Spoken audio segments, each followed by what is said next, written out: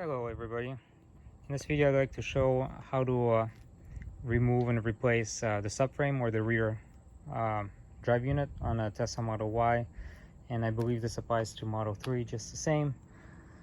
So first thing you want to do is you want to look at the instructions that Tesla has in the service manual, and then we're going to need to do some adjustments, because if you're going to do it yourself, you don't have access to a lift, your job is going to be a lot more difficult. But it's doable. You can probably swap the rear motor or the subframe in about a day, maybe less, if you have the right tools. So first thing you want to do is you want to make sure you got at least 2 jacks. I recommend 4, and a couple so jack stands, maybe a couple or 4 jack stands and a couple jacks like that one. And what you want to do is you want to remove the metal shield that protects the connections underneath the car. That is held by, I believe, 4 13 millimeter bolts and 1 10 millimeter nut and a couple external Torx bolts. And you need to remove the sway bar, and you got to remove basically all of the suspension components from the subframe. In a couple of spots it may be a little difficult. You can leave those components connected to the subframe instead of the knuckle, but I'd recommend you remove all of this, and not, instead of following the Tesla's instructions and keeping everything connected to the subframe, because without a lift it's kind of heavy and difficult to handle. So you want to remove this bottom portion, this lower control arm, and the way to remove that is you want to jack it up from the bottom and then disconnect the shock from the body of the car, from the rear casting, and then slowly lower the jack so that the spring doesn't fly out, and then disconnect that bolt. And then after you take out the knuckles, you're gonna have to take out the axles, which I also recommend taking out before you lower the subframe.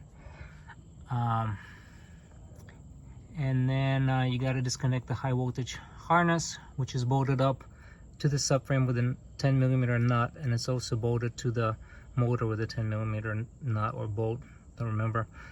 And you got to disconnect a couple coolant lines, and you got to disconnect this ground right here.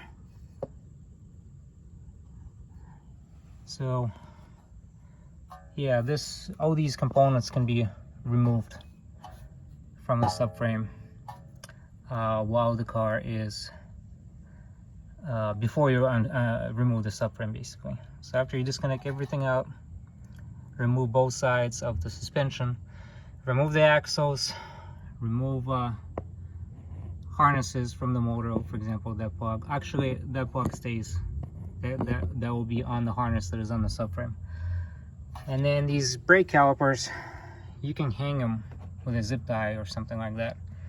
Just make sure you do not press the brake pedal while the car is disassembled, because they're gonna goes up and it's gonna be difficult to open them up again.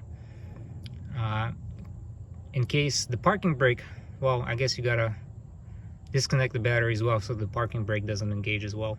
So before you take these off, you're gonna have to put the car into the tow mode so that the parking brake releases. Or you can give 12 volts to this connection here in the right direction to release the parking brake. And then after you got the subframe down, if you need to remove the motor, you can lift it up. It's held up by 3 bolts. And then after you swap the motor back in, you can reassemble everything back together. So the way to get the subframe down, you gotta jack it up in at least 2 points with jacks.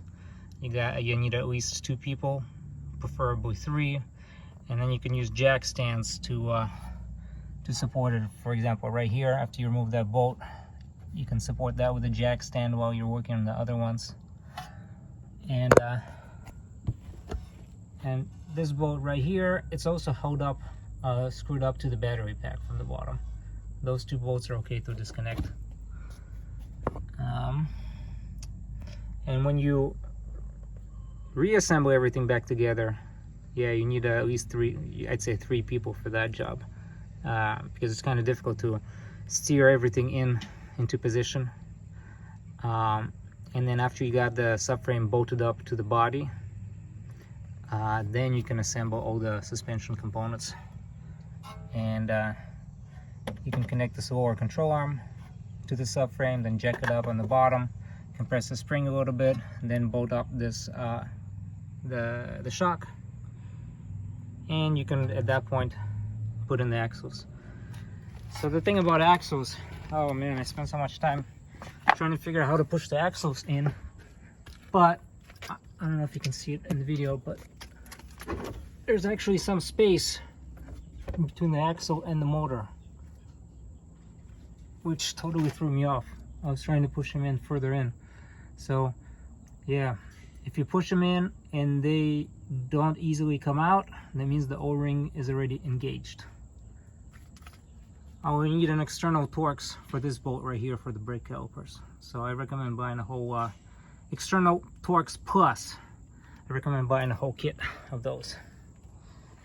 I should probably also mention you got to remove a couple underbody plastic covers as well. The one under the bumper and the one under the motor. Those come off pretty easily. Okay, well, good luck. Post any questions in the comments.